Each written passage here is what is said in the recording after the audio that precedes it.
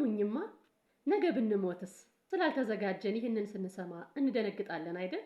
ብዙ ዘመን የምንቀመጥ መስሎን ለነገ ያስቀመጥነው ፍቅርና ይቅርታ፣ ለቀጣይ እሁድ ያሰብነው ቅዳሴ፣ ብንሞት እንኳን የማይቆጨን ህይወት ይሁን እየኖርን ያለ ነው።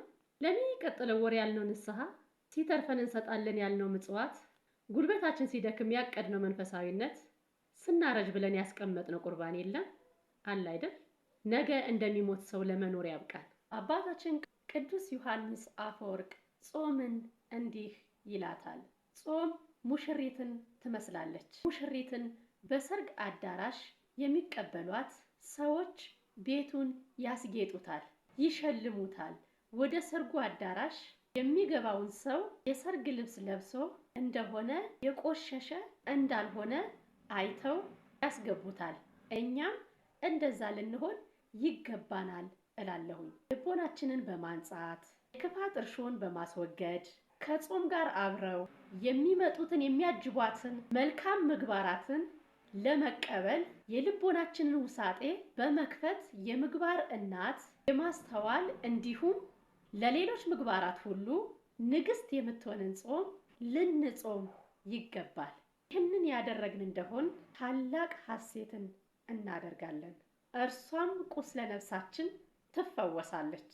መቼም በዚህ ዘመን አዳምና ሔዋንን የማያውቅ ሰው የለም። ሁላችንም እንደወቀስናቸው ነው።